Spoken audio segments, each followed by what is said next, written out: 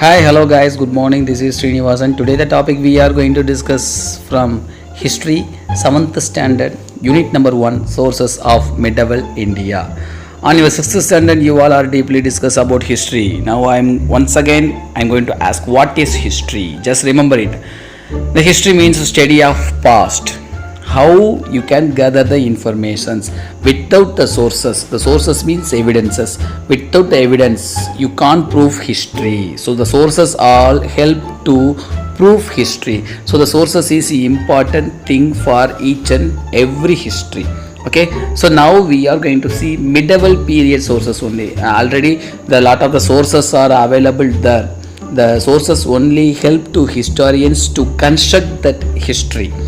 Already the histories, everything is written by historians. Now once again, later the sources all are available already. The people gather the sources and they can reconstruct that history.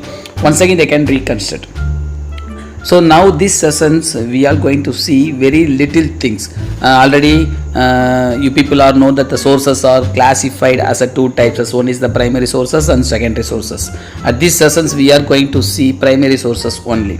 So the primary sources are their inscriptions, monuments and coins. Just three things only. So inscriptions simply you can understand that inscription means that solid material, solid surfaceல வந்து ஷார்ப்பாக இருக்கக்கூடிய ஒரு materials எழுதியிருப்பாங்க, what ever it maybe. Even one in the temple wall and inscriptions, the pillars, these all are considered as the inscriptions.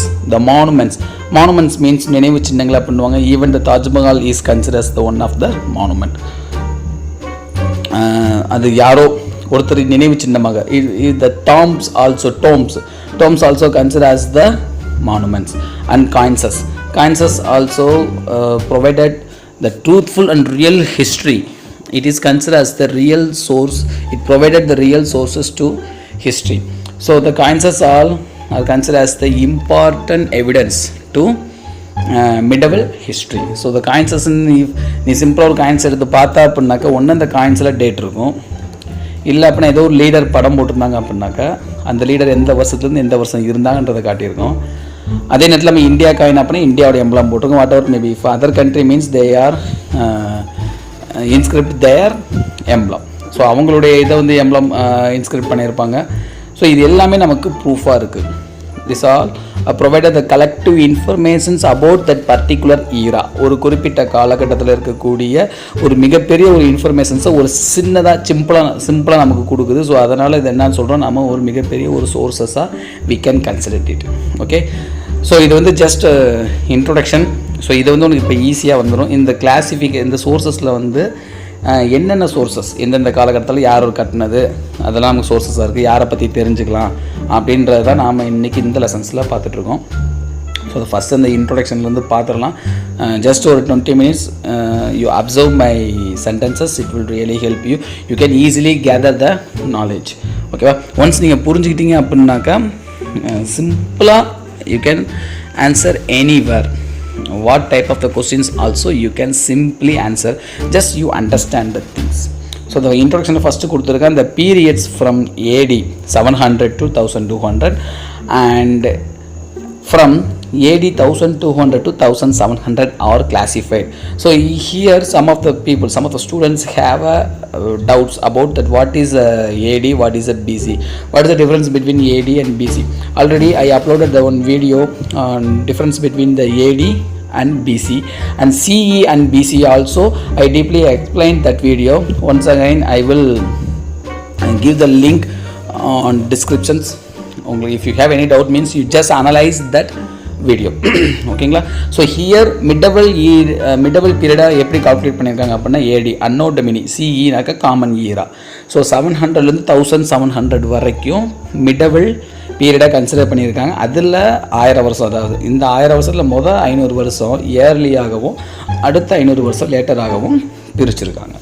இதில் பார்த்த numerous and varied sources are fortunately available to the historians engaging in the study of medieval India. For numerous and varied sources, கணக்கில் அடங்காத ஏகப்பட்ட sources ஆதாரங்கள் இருக்குது. ஓகேவா? அதெல்லாம் ஹிஸ்டாரியன்ஸுக்கு வந்து அது என்கேஜிங் அதாவது அவங்க வந்து அதில் ஈடுபடுத்திக்கிறாங்க. எதை பற்றி தெரிஞ்சுக்கிறதுக்கு? மிடவல் இந்தியாவை பற்றி தெரிஞ்சுக்கிறதுக்கு. added to the information that can be gleaned from inscriptions, monuments and coins. இது போக இந்த gleaned கொடுத்துருக்காங்க. gleaned அப்படின்னா சேகரிக்கப்படுகின்ற. எங்கேருந்து சேகரிக்கப்படுது? இன்ஸ்கிரிப்ஷன்ஸ், மானுமெண்ட்ஸ், காயின்ஸ் இருந்தாலும் என்ன பண்ணுறோம்? சேகரிக்கிறோம். இதெல்லாம் எது அப்படின்னா இந்த அக்கௌண்ட்ஸ் லெஃப்ட் பை அரேப், இந்த மாதிரியான அக்கௌண்ட்ஸ், ஆதாரங்கள் யாருனால விட்டுட்டு போயிருக்காங்க? அரேப், பெர்சியன் அண்ட் துர்க்கிஸ் கிரானிக்லர்ஸ் அப்படின்னாக்க அரசர்கள், ராஜாக்கள் அப்படின்னு அர்த்தம். அடுத்து பாரு, these accounts are rich in detail and have given first hand informations on the life of kings, though they provide very little information on the life of the common people. This is considered as the first hand information.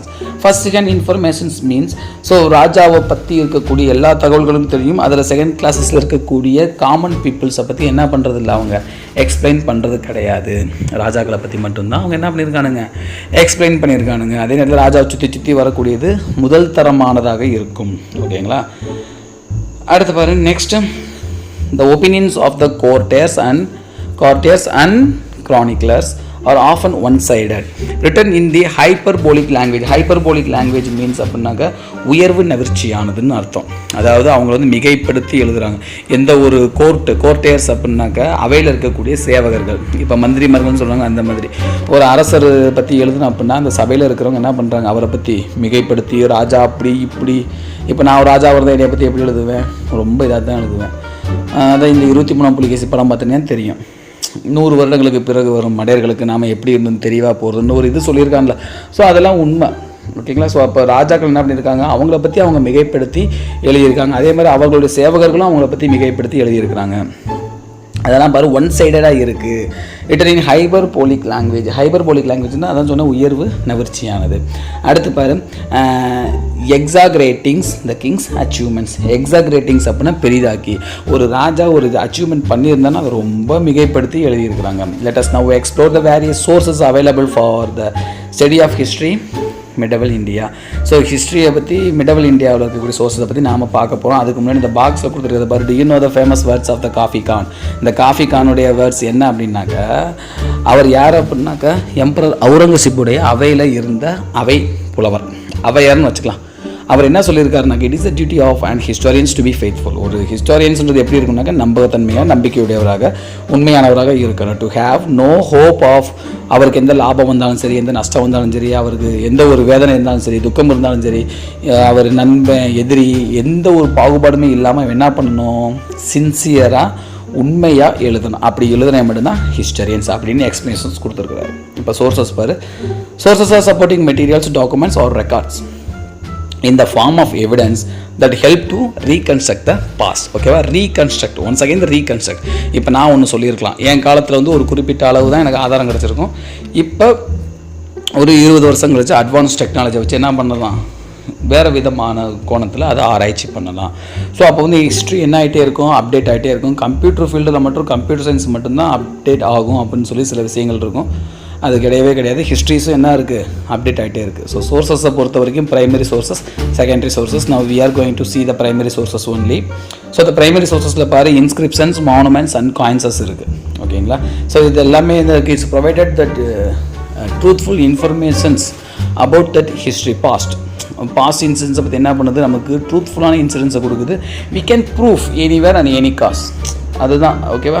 So secondary சோர்ஸஸை பொறுத்த வரைக்கும் later we will discuss about the secondary sources. Now inscriptions. Already I explain that what is inscription. Inscription means பாரு, writing engraved on the solid surface. ஒரு திடமான ஒரு சமதளத்தில் எழுதக்கூடியது தான் இந்த inscription. What ever it may B, even it is rocks, stones, temple Waals and metals.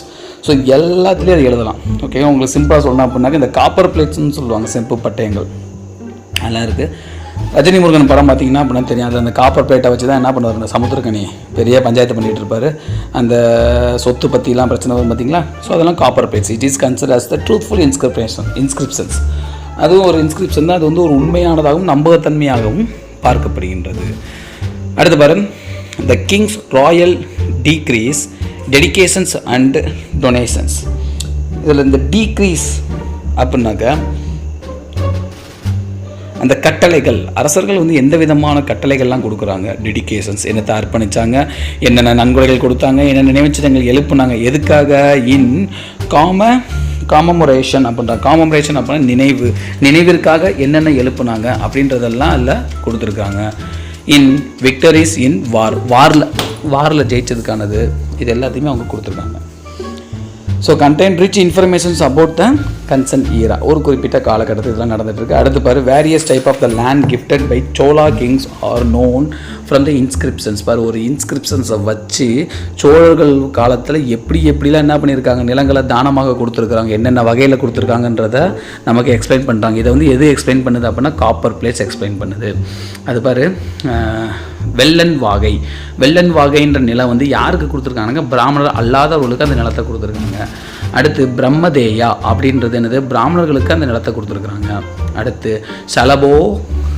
சலபோகா அப்படின்றத maintenance school நடத்துறதுக்கு என்ன பண்ணியிருக்காங்க, அந்த லேண்டை கொடுத்துருக்குறாங்க. அடுத்து பார், தேவதானா அப்படின்ற லேண்ட் எது கொடுத்துருக்காங்க, கோவில்ஸ்க்கு, டெம்பிளுக்கு கொடுத்துருக்குறாங்க. அடுத்து பள்ளிச்சந்தம் அப்படின்ற லேண்டை ஜெயினா இன்ஸ்டிடியூஷன்ஸ், ஜெயின்ஸ்னால் யார், மகாவீரர் சாமியாக கும்பிட்றோம், அவங்க இன்ஸ்டிடியூஷன்ஸ் என்ன படுத்திருக்காங்க, அதெல்லாம் கொடுத்துருக்காங்க. ஸோ இதை வச்சு என்ன பண்ண முடியும், ஜஸ்ட் ஒரு காப்பர் பிளேட்ஸை வச்சு ஒரு லேண்டவே எத்தனை டைப்ஸ் அவன் என்ன பண்ணியிருக்கான் கொடுத்துருக்காங்க, சோலாஸ் கொடுத்துருக்குறாங்க அப்படின்றத we collect the informations through this type of the copper plates. So the copper plates all are help us to gather the informations about the Chola people, how they are provided the lands, how they are gifted the landeds to their administrations peoples. அவங்கள நிர்வாகத்துக்கு இருக்கக்கூடியவங்களுக்கு எப்படிலாம் கொடுத்தாங்கன்றதை நம்ம கண்டுபிடிக்கலாம். அதுக்கு அடுத்து பாரு, copper plates grants which were treated as the legal document. பார்த்தீங்களா, நான் சொன்னேன்ல, லீகல் டாக்குமெண்ட்டாக இருக்குது, ஹேவ் சிக்னிஃபிகண்ட் சோர்ஸ் வேல்யூ, அது ஒரு முக்கியமான ஒரு ஆதாரமாகவும் கருதப்படுகின்றது. அதில் பாரு, the Islamic Persian practices and the relatively high cost of copper plates made palm leaf and pepper cheaper alternatives from the 13th century. பார்த்தீங்களா, ஸோ பெர்சியன்ஸ் அவங்களுடைய காலகட்டத்தில் பார்த்தோம் அப்படின்னா காப்பர் பிளேட்ஸ் இருக்குது, இல்லை பாம் லீஃபும் இருக்குது. Bomb leaf also is considers literary sources, இது ஒரு இலக்கிய ஆதாரமாகவும் இருக்குது, அதே நேரத்தில் இட்ஸ் ஒன் ஆஃப் த இன்ஸ்கிரிப்ஷனும் சொல்கிறாங்க. அது எப்படின்றத we will discuss about it later. ஓகேங்களா, ஸோ இது பேப்பர்ஸ் வந்ததுக்கப்புறம் வரைக்கும் பேப்பர்ஸும் இருக்குது, இதுவுமே நமக்கு எதுவாக இருக்காங்க, ஒரு இன்ஸ்கிரிப்ஷன்ஸ் சோர்ஸஸை நம்ம எடுத்துக்கலாம் அப்படின்றாங்க. ஆனால் பேப்பர்னு வந்துட்டால் லிட்டரலியில் தான் போகணும், அதை பற்றி நம்ம கொஞ்சம் எக்ஸ்பிளைன் பண்ண வேண்டும், கொஞ்சம் நிறைய டவுட்லாம் இருக்குது, நம்ம கொஞ்சம் டிஸ்கஸ் பண்ணணும். ஓகேங்களா, ஸோ அதை விட்டுருவோம். அடுத்து, several copper plates grants issued during the later Chola period, நிறையா கொடுத்துருக்காங்க. Record gifted to individuals priests or teachers who were Hindu, Buddhist or Jaina, யாராக இருந்தாலும் பரவாயில்ல. ப்ரெசிஸ்ட்னா பூசாரிகள், டீச்சர்கள், இவங்களுக்கு என்ன பண்ணியிருக்கானுங்க, நிறையா ரெக்கார்ட்ஸ் இருக்குது காப்பர் பிளேட்ஸ் எங்கே சோலா பீரியடில் கொடுத்ததற்கு. Both the giver and the receiver are very elaborately describe. அதில் பாரு, அந்த நிலத்தை, அந்த ஒரு பொருளை வாங்கினவங்க, அதை கொடுத்தவங்க, அவங்கள பற்றி அதில் டீப்பாக ரொம்ப எக்ஸ்பிளேஷன்ஸ் பண்ணி கொடுத்துருக்குறாங்க. ஓகேங்களா, by both the giver and the receiver are very elaborately described. By contrast, most stone inscriptions differ in their content.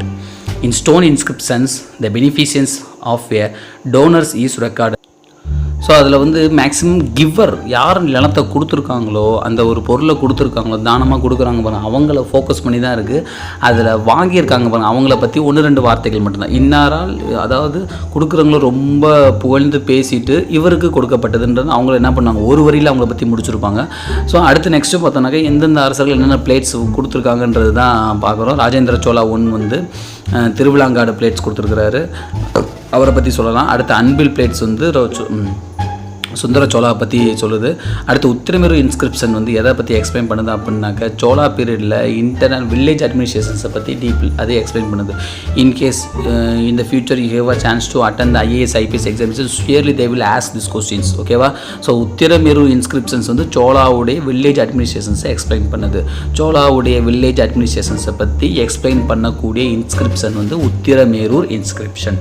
ஓகேங்களா, அடுத்து வரும் மானுமெண்ட்ஸ். இந்த மானுமெண்ட்ஸ்ன்றது என்னென்னு பார்த்துட்டோம். இதில் நினைவு சின்னங்கள் யாரோ ஒருத்தருடைய நினைவாக எடுத்திருக்காங்க. அது கடவுளுக்காக இருக்கலாம், இல்லை ஒரு அரசருக்காக இருக்கலாம், இல்லை ஒரு அரசருடைய பொண்டாட்டிக்காக இருக்கலாம், இல்லை ஒரு அரசருடைய வீரத்துக்காக இருக்கலாம். What ever may be, this all the things all consider as the monuments. So here they are explained. Temples, palaces, mask, Tom's, forts, minars and minarets are called by the collective name monuments. ஓகேவா? So இதில் எந்தெந்த மானுமெண்ட்ஸ்லாம் இருக்குனாக்கா the sultans of Delhi introduced a new type of architecture. So Delhi sultans they are introduced, அது என்னென்ன type of ஆர்கிடெக்சர்னு பார்த்தீங்க அப்படின்னாக்கா they are construct a new type of built, அதாவது அவங்களுடைய building ஸ்ட்ரக்சரில் பார்த்தீங்க அப்படின்னாக்கா ஆர்ச்சஸ் இருக்கும். ஆர்ச்சஸ் அப்படின்னாக்கா என்னது, அந்த இது பாலங்கள் மாதிரி இருக்கும். ஒரு இடத்துல ஒரு தூணை இன்னொரு தூணை கனெக்ட் பண்ணக்கூடிய ஆர்ச்சஸ் இருக்குது. டோம்ஸ் இருக்குது. டோம்ஸுன்றது முன்னாடி அப்படியே குமிஞ்சு போயிருக்கும். அடுத்து மினரேட்ஸ் அப்படின்றது என்ன அப்படின்னாக்கா பில்லர் மாதிரி தான். ஓகேவா? இதெல்லாம் main features. The inscription in these monuments இது தில்வாரா டெம்பிள் எங்கே இருக்குன்னா மவுண்ட் அபுவில் இருக்குது. இது ராஜஸ்தான். ஓகேங்களா? இதெல்லாம் rich informations which can be useful to construct history. இது வந்து ஹிஸ்ட்ரி எதாவது சொல்லி கன்ஸ்ட்ரக்ட் ஹிஸ்ட்ரியை வந்து எழுதுறதுக்கு இதெல்லாம் உபயோகரமாக இருக்குது. என்னென்ன கோவில்கள் இருக்குதுன்னு பாரு. மிடவல் கஜுராஹோ மானுமெண்ட்ஸ் மத்திய பிரதேசில் இருக்குது. அப்புறம் கோனார்க் டெம்பிள் ஒடிசாவில் இருக்குது. அப்புறம் தில்வாரா அது வந்து மவுண்ட் அபு ராஜஸ்தானில் இருக்குது. இதெல்லாம் constitute valuable source to understand that religion centred cultural evaluation in northern India. Northern இந்தியாவில் ரிலீஜியஸை வளர்க்கக்கூடிய ஒரு நிறுவனங்களாக இதெல்லாம் செயல்பட்டு வந்திருக்கு. அடுத்து பாரு, temples in Tanjore, Gangaikonda Cholapuram and Darasuram symbolise the magnificent structure of later Chola. இதெல்லாம் பிற்கால சோழர்களுடைய கட்டிடக்கலை தமிழ்நாட்டில் எப்படி இருந்துச்சுன்ற எக்ஸ்பிளைன் பண்ணுது. அதுக்கப்புறம் Vitthala and Virupaksha temple at Hampi. இது similarly speak of the contribution of Vijayanagara rulers. Vijayanagara ரூலர்ஸுடைய கான்ட்ரிபியூஷன்ஸை பற்றி இது எக்ஸ்பிளைன் பண்ணுது. அடுத்து பாரு, சார்மினார். அடுத்தெல்லாம் இஸ்லாம்ஸை பற்றி. ஸோ குவாத்துல் இஸ்லாம் மஸ்ஜித், மஸ்ஜித்னாக்க தொழுகை பண்ணக்கூடிய ஒரு இடம். குவாத்துல் இஸ்லாம் மஸ்ஜித், மோதி மஸ்ஜித், ஜம்மா மஸ்ஜித், ஃபதேபூர் சிக்ரி. அடுத்து பாரு என்னது, Fatehpur Sikri dargah and Charminar are the important mosque belonging to the medieval times. So இதெல்லாம் மிடவல் டைம்ஸ் இருக்கக்கூடிய தொழுகை, அதாவது இஸ்லாமியர்களுக்கான கூடங்கள் இதெல்லாம். அடுத்து பாரு, கோட்டைகள். இதுவும் forts also consider as the important monument centres. So அது அரசர்கள் வந்து அவங்க ஆட்சிக்கு இதாக கட்டக்கூடியதில் அதெல்லாம் இப்போ நினைவு சின்னங்களாக இருக்குது. ஸோ அதில் பாரு, Agra Fort, Chittor Fort, Gwalior Fort and Delhi Red Fort as well as the fort of Daulatabad. தௌலதாபாத்துடைய பழைய பேர் இப்போ வந்து இப்போ தௌலதாபாத், அப்போ பழைய பேர் வந்து அவுரங்காபாத். அண்ட் ஃபிரோஷா கோட்லா, இப்போ அதுக்கு பேர் டெல்லி. பேலசிஸ் இன் ஜெய்ப்பூர், அப்புறம் Jaisalmer and Jodhpur signify the greatness of the Rajput dynasty that wielded enormous powers of these places. So இதெல்லாம் ராஜபுத்தர்களுடைய பலங்கள் பொருந்திய இடமாக இருக்குது. அடுத்து பாரு, குதுப் மினார் அண்டு அலை தர்வாசா. அடுத்து த டாம்ப் ஆஃப் இல்துமிஸுடைய கல்லறை. அடுத்து Balban and all the Mughal rulers are the other prominent structures recognise as the valuable sources of informations. இது எல்லாமே நமக்கு ஒரு ஆதாரங்களை வழங்கக்கூடிய ஒரு இதாக இருக்குது. அடுத்து சிட்டிஸ் இன் ரூயின், அழிந்தக்கூடிய நகரங்கள், அழிந்த நகரங்களான such as the Firozabad and Tughlaqabad in north India. அதே நேரத்தில் Hampi in south India. Remain rich repositories of the history of medieval India. இதெல்லாம் நம்ம மிடவல் இந்தியாவுடைய ஹிஸ்ட்ரியை பற்றி நமக்கு எக்ஸ்பிளைன் பண்ணக்கூடிய இடமா இருக்குது. அடுத்து பார், காயின்ஸ். ஸோ ஆல்ரெடி நான் காயின்ஸை சொல்லியிருக்கேன். காயின்ஸ் வந்து எனக்கு ரொம்ப ரொம்ப ரொம்ப யூஸ்ஃபுல்லான ஒரு இது. We can easily and simply gather the knowledge, dynasties, place, whatever it may be, we can easily collect the informations through coins. So the coins is about the pictures and the legend of the coins convey the names of the king. ஒரு picture, ஒரு காயின்ஸில் என்ன இருக்கும், ஒன்று ராஜாவோட பேர் இருக்கும், இல்லை ராஜாவோட காயின்ஸ் இருக்கும். ஸோ அதை வச்சு கண்டுபிடிச்சிடலாம். With the titles and portraits. போர்ட்ரைட்ஸ்ன்றது என்னென்னா உருவம் இருக்கும். ஈவெண்ட்ஸ், அவன் என்ன பண்ணன்றது இருக்கலாம். பிளேசஸ், எந்த பிளேஸில் இருக்குன்றது இருக்கலாம். டேட் இருக்கலாம். டைனாசிட்டிஸ் இருக்கலாம். லோகோஸ்னால் எம்பலம். இதில் ஏதோ ஒன்று அந்த காயினில் இருக்கும். ஸோ அதை வச்சு நம்ம என்ன பண்ணலாம், அந்த காயின் எந்த காலகட்டத்தை சேர்ந்தது, யார் உபயோகப்படுத்தியிருப்பா, யார் இன்ட்ரோ பண்ணியிருப்பான்றதை கண்டுபிடிச்சிடலாம். The composition of metals in the coins give us the informations on the economic condition. ஒரு காயினில் அது என்ன மெட்டலில் வச்சுருக்காங்க, என்ன மெட்டலில் ப்ரொடக்ஷன் பண்ணியிருக்காங்கன்றதை வச்சு அந்த காலகட்டத்தில் அவங்களுடைய எக்கனாமிக் ஸ்டேட்டஸ் எப்படி இருக்கு என்ன பண்ணலாம், we can analyse that particular era. So here the mention of the kings achievements like, ஒரு ராஜாவுடைய அச்சீவ்மெண்ட்ஸ் என்ன பண்ணியிருக்கலாம் அந்த காயின்ஸில் எலாபரேட்டாக என்ன பண்ணியிருக்காங்க, கொண்டு வந்திருக்காங்க. அதில் பாரு, மிலிட்ரி கன்குவஸ்ட், ஒரு படையெடுப்பாக இருக்கலாம். டெரிட்டோரியல் எக்ஸ்பென்ஷன், தன்னுடைய பேரரசை விரிவாக்கம் பண்ணுறதா இருக்கலாம். ட்ரேடு லிங்க்ஸ், வாணிபத்திற்கான தொடர்புகளாக இருக்கலாம், ரிலீஜியஸ் ஃபெய்த் அவனுடைய மதத்தினுடைய நம்பிக்கையாக இருக்கலாம். இது எல்லாத்தையுமே ஒரு காயினை வச்சு என்ன பண்ணிக்கலாம், கண்டுபிடிச்சிடலான்ட்டாங்க. பாரு, லக்ஷ்மி காயின் ஆஃப் கோரி, இங்கே காயின்ஸ் ஆஃப் கல்ஜி. இதில் Muhammad Ghori has stamped the figure of goddess Lakshmi. நம்ம ஹிந்து கடவுள் தான் லட்சுமி. முகமது கோரி ஒரு இஸ்லாமியர். ஒரு இஸ்லாமியர் வந்து இந்து கடவுளுக்கான உருவத்தை பொறிச்சு ஒரு காயின் வெளியிட்டிருக்காருன்னா அவர் வந்து என்ன பண்ணலை, he is considers religious tolerance personality in history. So வரலாற்றில் அவர் ஒரு மத சகிப்புத்தன்மை கொண்ட ஒரு நபராக தான் பார்க்கப்படுவார். அதுதான் உண்மை. ஸோ அதை தான் இங்கே எக்ஸ்பிளைன் பண்ணியிருக்காங்க. Gold coins and had his name inscribed on it. This coin tell us that his early Turkish invader was in all likelihood liberal in religious outlook. ஓகேவா? ஸோ லிபரல்னாக்க கொஞ்சம் ஃப்ரீடமாக இருக்கிறாங்க மதம் சார்ந்த நிகழ்வுகளில். அடுத்து காப்பர் ஜிட்டால்ஸ். ஜிட்டால்ஸ்ன்றது ஒன்றும் கிடையாது. இப்போ நாம் வந்து ருப்பீஸ்ன்னு சொல்கிறோம்ல, ருப்பியே அந்த மாதிரி அவங்க ஒவ்வொரு காலகட்டத்துலேயும் ஒவ்வொன்றுத்துக்கும் ஒவ்வொரு பேர் வச்சுருப்பாங்க. ஒவ்வொரு அரசர்கள் ஒவ்வொரு பேர் வச்சுருப்பாங்க. ஸோ அதில் தான் copper jitals are available for the study of period of Delhi sultan. Delhi சுல்தானை பற்றி தெரிஞ்சுக்கிறதுக்கு காப்பர் ஜிட்டால்ஸ் ஹெல்ப்ஃபுல்லாக இருக்குது. அடுத்து சில்வர் டங்கா, அது வந்து யார் இன்ட்ரோ பண்ணியிருக்கா, இல்டுமிஸ் அப்படின்றவர் இன்ட்ரோ பண்ணியிருக்கிறாரு. அவரும் டெல்லி சுல்தானை சேர்ந்தவர் தான். அடுத்து அலாவுதீன் கல்ஜி வந்து கோல்டு காயின் இன்ட்ரோ பண்ணியிருக்கிறாரு. Muhammad bin Tughlaq copper token currency intro பண்ணியிருக்கிறாரு. So are indicative of coinage.